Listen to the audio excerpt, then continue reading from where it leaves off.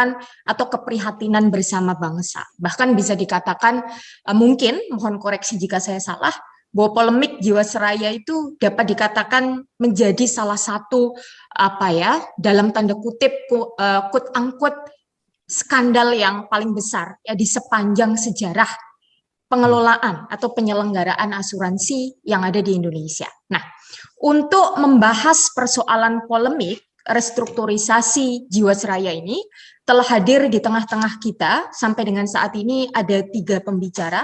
Yang pertama adalah beliau yang terhormat Bapak Irfan Raharjo, yang kedua beliau yang terhormat Bapak Eri Arifudin, senior dan rekan saya, kemudian yang terhormat Bapak Syahrul Tahir. Untuk membedah persoalan ini secara lebih dalam, akan disampaikan yang pertama oleh Bapak Irfan Raharjo. Sebelum Bapak Irfan menyampaikan materi, izinkan saya untuk membacakan ya daftar riwayat hidup singkat beliau. Saya mohon izin untuk tidak membacakan semua karena CV yang dikirimkan itu sangat panjang, jadi saya yakin beliau adalah memang sangat ahli di bidang ini. Ya. Bapak Irfan Raharjo merupakan senior insurance analyst yang berpengalaman menduduki berbagai jabatan penting dalam berbagai perusahaan ya di bidang asuransi. Saat ini beliau menjabat sebagai komisaris utama PT LNG Risk Services sejak tahun 2007 hingga saat ini. Kemudian beliau juga pernah menjabat sebagai komisaris independen Risk Management Committee Asuransi Sompo Indonesia pada 2015 sampai dengan 2017. Kemudian riwayat pendidikan beliau, Bapak Irfan Raharjo ini merupakan alumnus dari Universitas Muhammadiyah Jakarta pada tahun 1982. Kemudian beliau juga pernah menempuh studi pada Magister Manajemen Universitas Gadjah Mada di tahun 2007. Tanpa memperpanjang waktu, kepada yang terhormat Bapak Irfan Raharjo, saya persilahkan untuk menyampaikan materi, kurang lebih waktunya 30 menit. Saya persilakan Bapak. Baik, video saya terdengar baik? Terdengar Bapak. Iya, video maupun audionya juga ya. Tes, bisa tolong izin PowerPoint saya, kemarin saya sudah titipkan.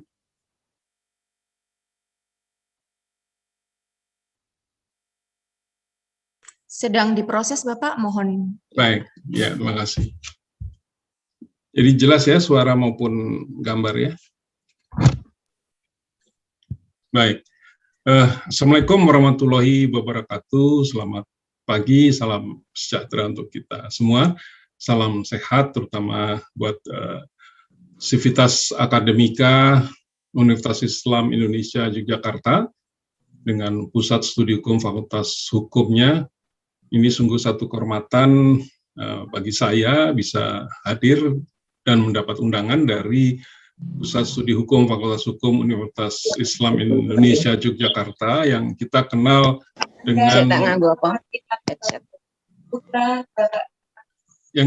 dengan banyak alumninya yang mencapai posisi-posisi puncak di negeri ini dan banyak praktisi-praktisi hukum yang terkenal, akademisi, hakim agung, yang ketua lembaga-lembaga tinggi negara yang berasal dari Fakultas Hukum UII Jogja.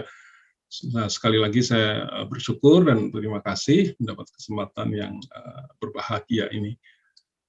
Pagi ini saya mendapat tugas untuk memberikan materi pada diskusi aktual Pusat Studi Hukum Fakultas Hukum UII terkait dengan polemik restrukturisasi Polis Annuitas Jiwasraya. Next. Mudah-mudahan saya bisa cepat dan karena materi saya cukup banyak, mudah-mudahan saya bisa cepat. Ini sedikit tentang saya menulis buku trilogi Robohnya Asuransi Kami. Ini mengingatkan kita semua pada satu novel sastra terkenal di tahun 56, A.A. Nafis. Kembali tadi tolong. Saya Arbiter Bani juga memberikan keterangan ahli di OJK di kasus tindak pidana korupsi Jiwasraya oleh Kejaksaan Agung. saya menjadi memberikan keterangan ahli di Mahkamah Konstitusi tentang uji materi Undang-Undang 40 2014 tentang perasuransian, juga memberikan keterangan ahli penasihat hukum perkara tipikor ASEI. Next.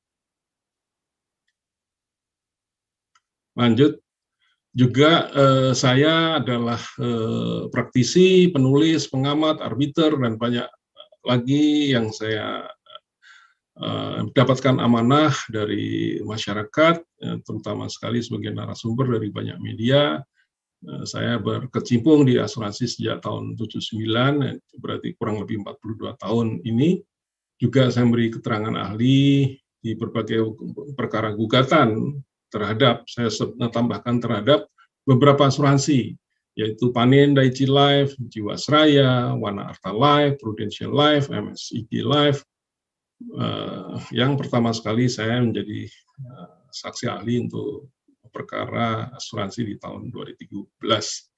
Saya bisa dijumpai di berbagai sosial media, Facebook, Instagram, Twitter, LinkedIn, Telegram, Google Search. Jadi saya bisa, mudah sekali untuk mendapatkan tulisan-tulisan saya di banyak media sejak tahun 1999,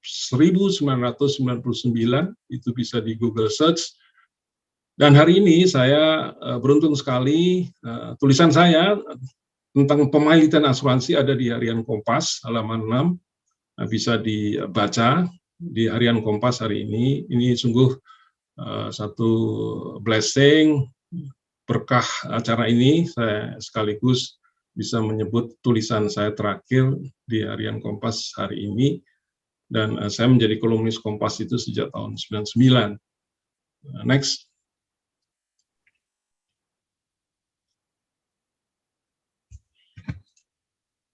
Lanjut, saya menyebutnya restrukturisasi Jiwasraya ini terstruktur, sistematis, masif, dan ilegal. Tolong ditambahkan kata ilegal, karena saya tidak memberi catatan tentang ilegal ini, tapi struktur di sini artinya melibatkan banyak kementerian dan lembaga. Sistematis itu berarti melalui proses yang lama dan sangat panjang, paling sedikit 3 tahun terakhir ini, restrukturisasi itu melalui berbagai opsi yang sudah ditempuh. Kemudian masif itu melibatkan jutaan nasabah, sedikitnya ada 5 juta nasabah tradisional, ada 17.000 nasabah saving plan, dan melibatkan 40 triliun aset liability gap. Ada selisih antara aset yang 15 triliun dan kewajiban 55 triliun hari ini, sehingga selisihnya adalah 40 triliun.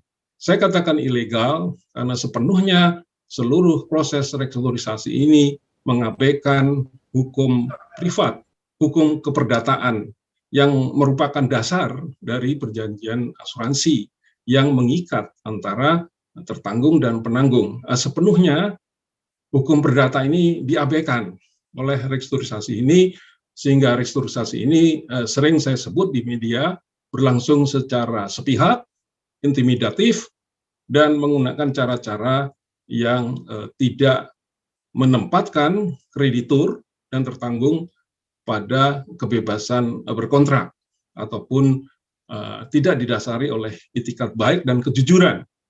Karena kejujuran dan itikat baik itu inti dari perjanjian asuransi. Maka saya katakan restrukturisasi ini terstruktur, sistematif, masif, sekaligus ilegal. Karena meniadakan hukum privat, meniadakan hukum perdata, dan sepenuhnya menempatkan proses ini hanya pada hukum publik. Karena hukum publik sejatinya tidak bisa mengabaikan hukum perdata, sebaliknya hukum perdata sekalipun tidak bisa mengabaikan hukum publik. Demikian. Lanjut.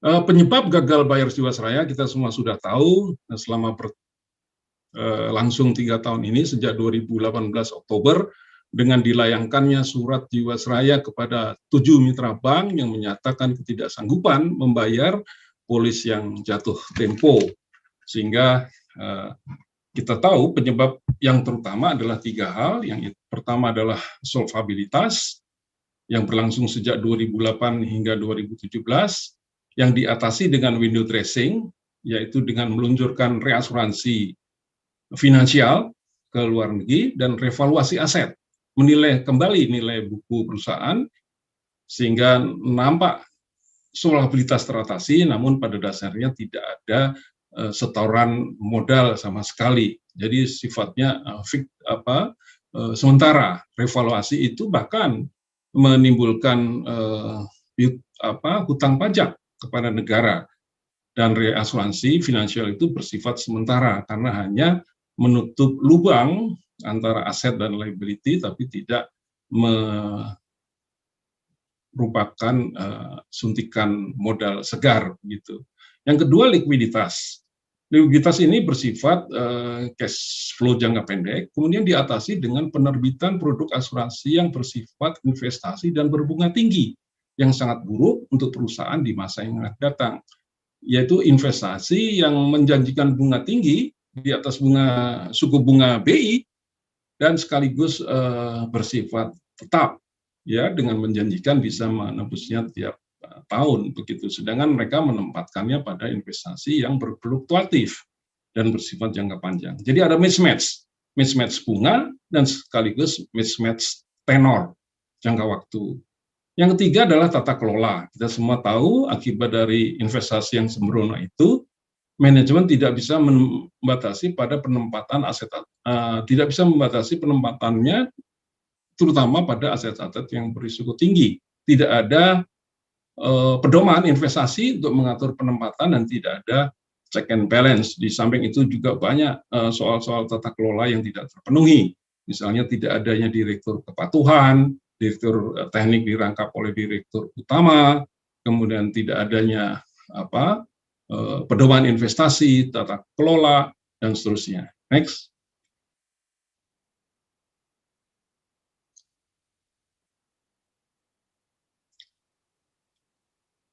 Lanjut. Nah, ini opsi-opsi restrukturisasi Jiwasraya. Yang pertama adalah opsi bailout, yaitu ditalangi atau dibantu oleh APBN, namun belum ada aturan terkait bailout ini. Kemudian opsi likuidasi.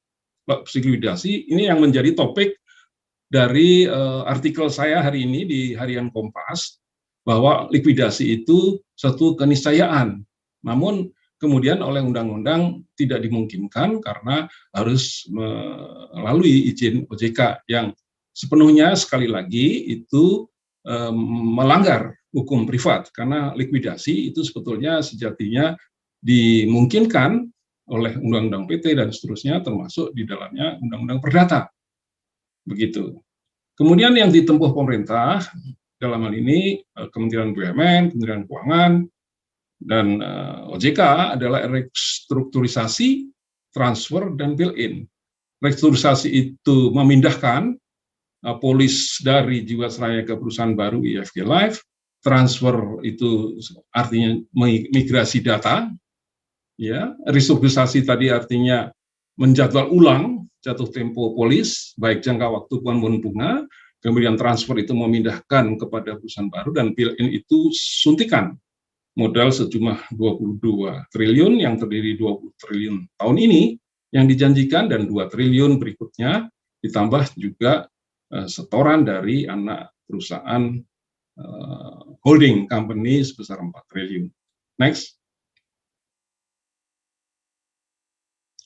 Kemudian ada opsi restrukturisasi yang khusus menjadi topik seminar pada pagi hari ini adalah tentang annuitas.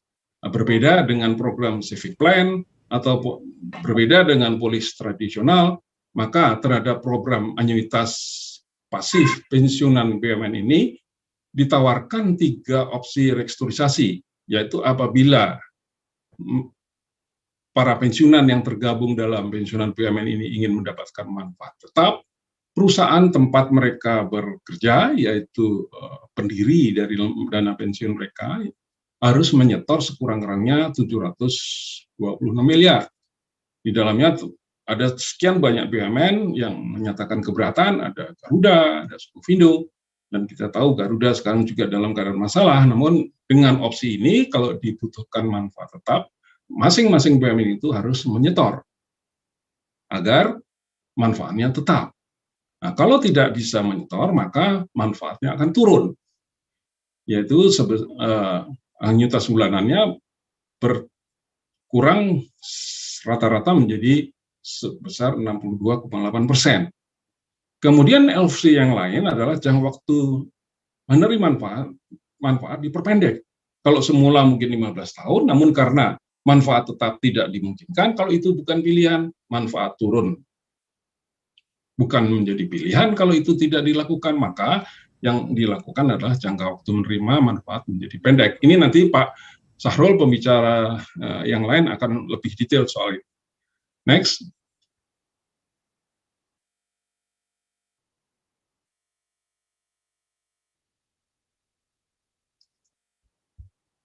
Nah, ini beberapa peraturan perundang-undangan terkait restrukturisasi perasuransian yang dilanggar oleh program restrukturisasi ini.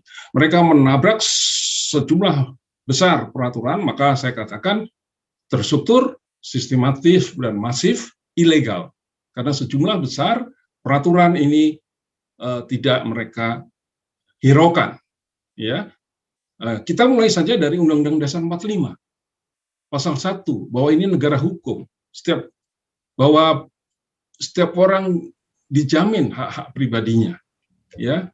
Undang-Undang 40 2007 tentang perseroan terbatas, tentang peleburan, penggabungan, dan itu harus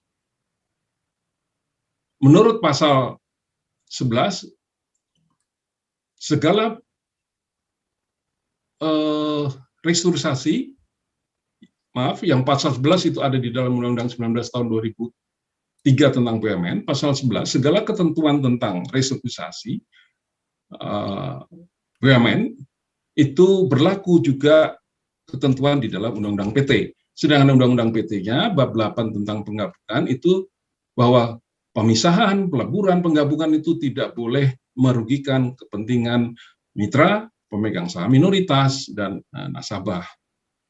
Kemudian Undang-Undang 11 tahun 92 tentang dana pensiun, pasal 27, bahwa harus adanya pelindungan terhadap kepentingan konsumen. Sebentar, saya coba lihat dari apa yang saya punya di sini, karena saya nggak terlihat di sana.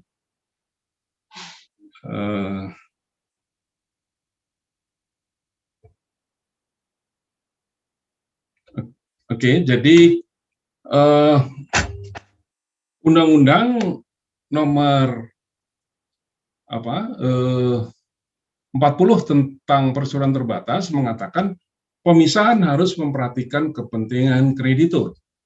Di samping itu, Undang-Undang Dana Pensiun mengatakan hak konsumen mendapat informasi yang benar, hak mendapatkan advokasi, perlindungan, dan ganti rugi. Kemudian Undang-Undang 40 2004 tentang sistem jaminan sosial yang mengatakan jaminan mempertahankan derajat kehidupan yang layak pada saat peserta memasuki dana pensiun, memasuki usia pensiun.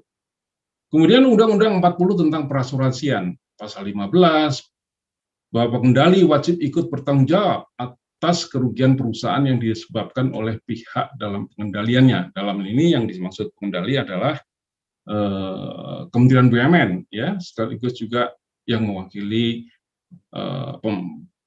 Menteri Keuangan. Kemudian bab 11 perubahan kepemilikan, bab 10 pembubaran, likuidasi, dan kepilitan. Perusahaan wajib terlebih dahulu menyelesaikan seluruh kewajibannya. Ini nyata sekali dilanggar oleh restrukturisasi ini. Yang seharusnya mereka memenuhi dulu seluruh kewajibannya, namun ini semua diabaikan, bahkan mereka tunda, gitu. Yang terutama sekali yang menjadi topik artikel saya hari ini di Harian Kompas adalah bahwa hukum privat, hukum keperdataan itu sama sekali diabaikan di dalam proses restrukturisasi ini. Terutama nampak sekali pada mekanisme negatif confirmation bahwa dalam 30 hari mereka tidak menjawab, maka dinyatakan setuju. Ini sungguh pelanggaran yang sangat serius terhadap Undang-Undang Hukum Perdata, bahwa ada pemaksaan, ada intimidasi. Ya, negatif confirmation itu tidak bisa dikenakan di dalam perjanjian.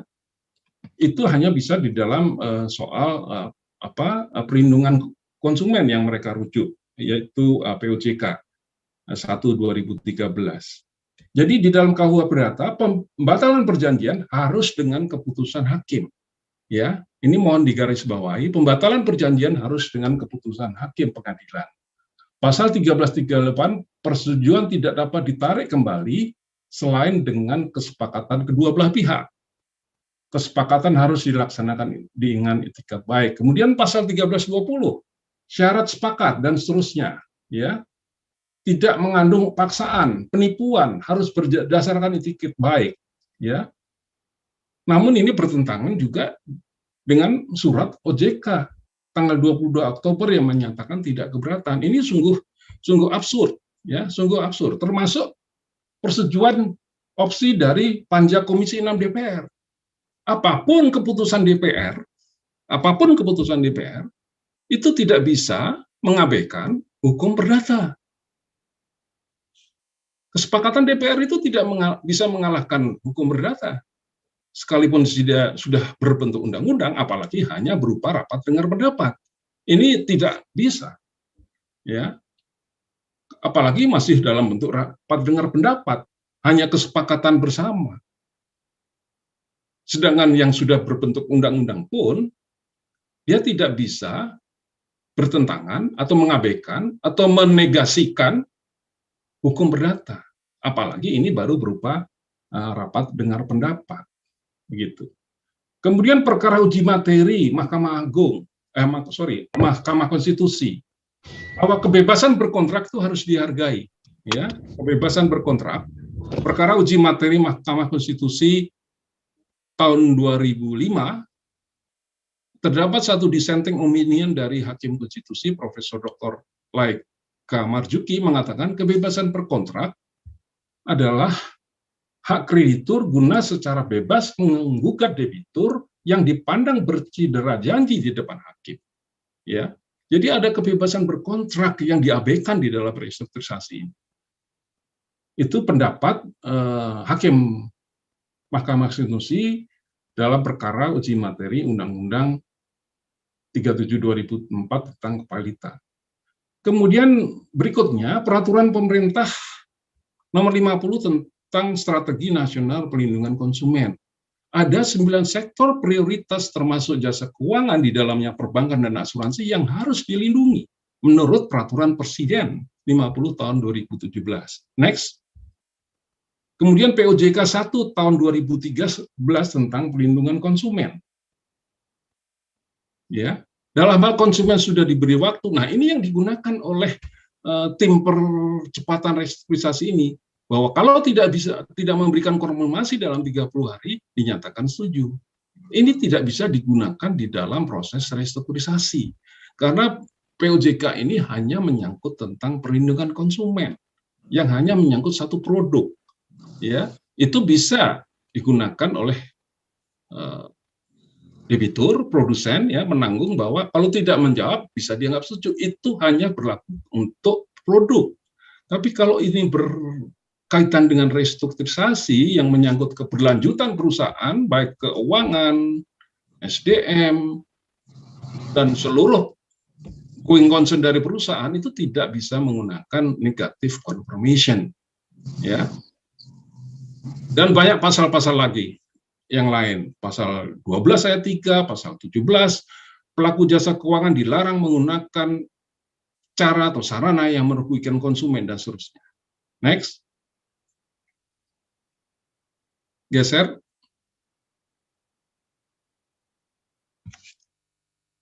Kemudian POJK 71 2016 tentang kesehatan keuangan perusahaan asuransi. Bahwa perusahaan asuransi harus menyampaikan rencana penyihatan keuangan kepada OJK, ya, itu dilakukan oleh tim ini, dilakukan. Tapi bahwa mereka mengajukannya dan mengabaikan hukum privat itu yang tidak bisa dibenarkan. Kemudian POJK 73 tentang tata kelola perusahaan itu juga harusnya mereka penuhi dengan baik begitu. Ya, kemudian SEOJK 32 tentang saluran pemasaran.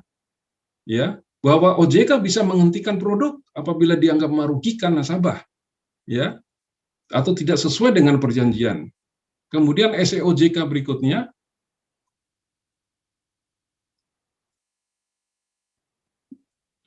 next, geser.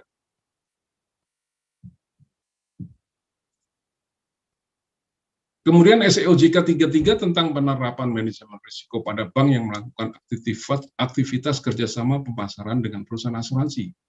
Bank harus memastikan bahwa perusahaan asuransi yang menjadi mitra kerja mereka adalah perusahaan yang memenuhi kesehatan keuangan.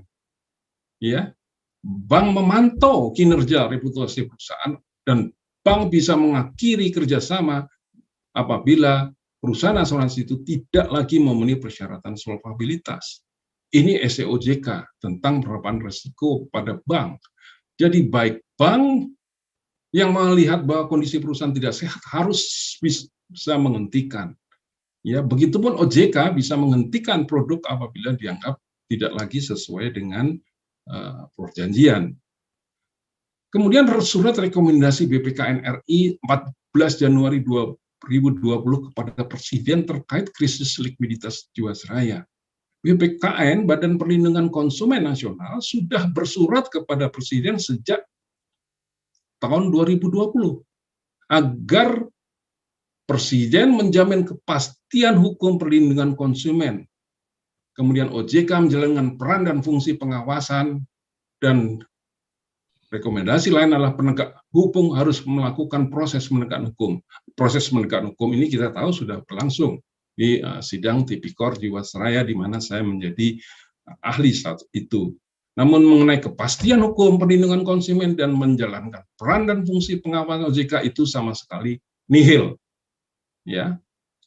Kemudian surat rekomendasi BPKN RI tanggal 7 Mei diulang lagi oleh BPKN. Setelah 14 Januari tidak dilaksanakan oleh Presiden, tanggal 7 Mei 2021, BPKN kembali bersurat kepada Presiden agar dipastikan adanya kepastian hukum, memastikan negara hadir, polis annuitas pensiunan BUMN agar dikeluarkan dari sekuritasi, karena itu berarti beban besar bagi BUMN yang harus menanggung top up apabila manfaat tetap diharapkan atau dijadikan pilihan seperti yang saya gambarkan tadi. Perusahaan BUMN seperti Garuda yang sekarang akan melakukan pensiun dini, bagaimana mereka bisa diharapkan untuk melakukan top up?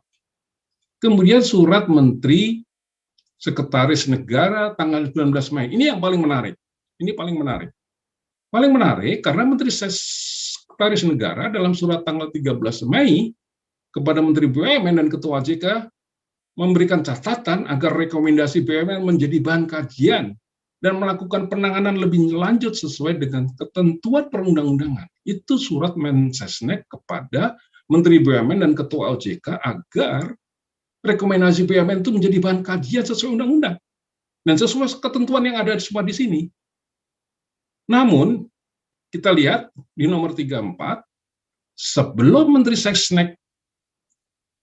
Mensesnek 19 Mei bersurat kepada BUMN, Menteri BUMN melalui Wakil Menteri BUMN, tanggal 11 Mei sudah bersurat kepada Ketua BPKN, menyampaikan seluruh kondisi keuangan Jiwasraya, dan melaporkan mengenai pelaksanaan restrukturisasi yang dikatakan berjalan baik.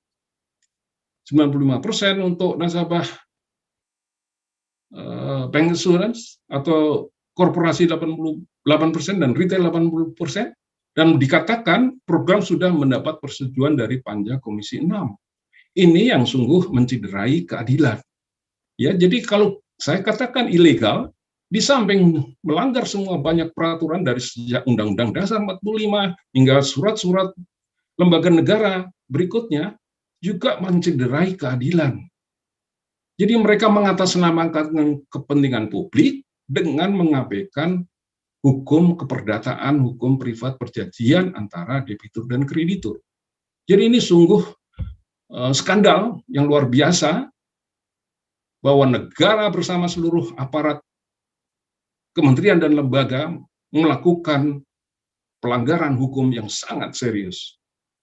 Next. Nah, kemudian kita lihat bukti. Kita lihat bukti bagaimana proses restrukturisasi itu ditanggapi oleh masyarakat, oleh publik, oleh nasabah. Hingga hari ini, hingga tanggal 26 Mei 2021, terdapat 20 gugatan hukum nasabah Jiwasraya terhadap proses restrukturisasi yang ditawarkan oleh Jiwasraya. Dalam tulisan saya hari ini di Kompas, saya hanya baru menyebut 12 gugatan, ya, karena saya menulisnya di sekitar tanggal 7 Mei. Tapi hari ini, 26 Mei, ya, terdapat 20 kasus gugatan nasabah Jiwasraya di berbagai kota maupun di berbagai pengadilan. Dalam arti gugatannya, ya. Dari 20 nasabah itu, 2 perkara diputus menang di Medan dan di Surabaya, ya. Tapi di Medan Jiwasraya mengajukan banding, di Surabaya Jiwasraya menyatakan keberatan karena sifatnya adalah gugatan sederhana, ya. Gugatan sederhana itu tidak ada banding, namun tergugat bisa mengajukan keberatan, ya. Jadi di Surabaya atas nama Jeki Sumargo itu menang, ya, usianya 31 tahun, anak muda. Jadi bagaimana keadilan itu, ketidakadilan itu berlangsung sangat nyata. Pada umumnya nasabah Jiwasraya itu ada nasabah yang berhutang kepada bank, dan kemudian ketika si debitur itu meninggal, sejatinya seharusnya polis asuransinya kemudian cair untuk menutup sisa kredit yang ditinggalkan oleh debitur yang meninggal.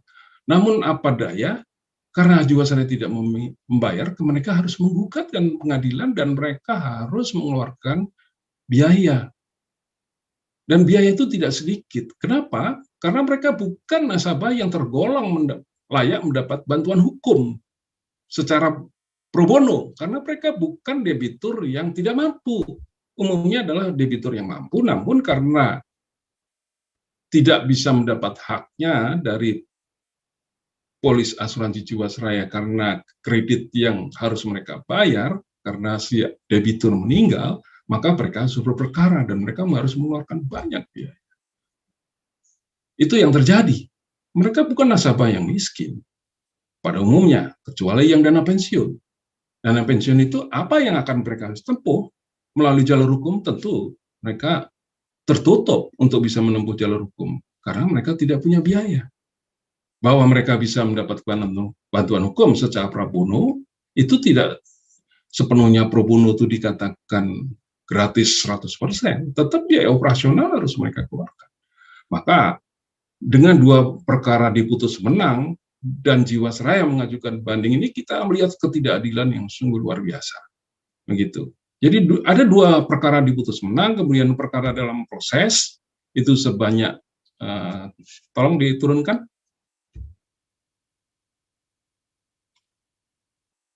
ada sebanyak 13 perkara dalam proses, yaitu di PN Jakarta Pusat 8, terdiri 2 gugatan PKPU, 4 gugatan perbuatan melawan hukum, 5 gugatan wan prestasi. Ya. Kemudian ada 1 gugatan di Pengadilan Negeri Jakarta Selatan, ada 1 gugatan di Pengadilan Negeri Surabaya yang tadi dimenangkan.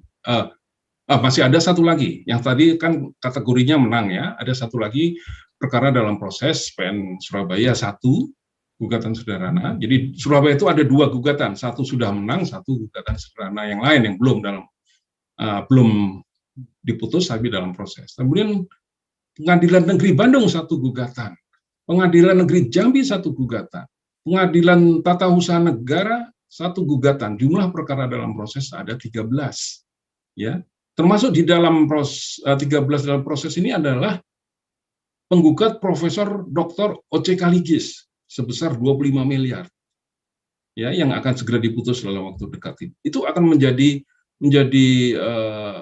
menjadi titik balik nanti dari semua perkara yang sedang dalam proses, karena jumlahnya besar dan menyangkut nama yang kita kenal baik, meskipun sekarang juga sedang menghadapi masalah hukum, tapi beliau sedang menunggu proses keputusan ini mungkin awal bulan depan. Kemudian ada perkara yang dicabut. Perkara dicabut ini bisa terjadi karena kurang pihak, jadi pihak yang digugat itu kurang, atau mereka juga mendapatkan mediasi dari Jiwasraya. Dan sangat mungkin mereka juga sudah mendapatkan ganti rugi yang mereka tuntut karena ada proses mediasi. Itu ada sebanyak 5 perkara dicabut, ya, 4 di Jakarta Pusat dan 1 di Semarang. Nah, Semarang ini yang tragis.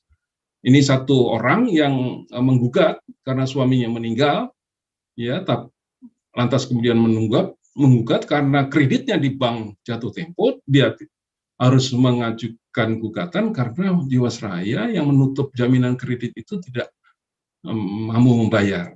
Tapi apa yang terjadi? Kemudian dia harus mencabut gugatannya karena dia tidak punya biaya. Ya, karena juga bukan golongan miskin yang layak mendapatkan bantuan hukum. Demikian beberapa yang bisa saya sampaikan pada kesempatan ini, dan itu semua bisa dilacak di sistem informasi penelusuran perkara di Jakarta Pusat, Jakarta Selatan, dan masih ada lagi satu perkara yang sedang berlangsung saat ini yang dipimpin oleh Persatuan Pengacara Wartawan Indonesia. Ada satu kelompok besar gitu yang sedang mengajukan gugatan ini ke pengadilan. Demikian, semoga ini bermanfaat bagi kita.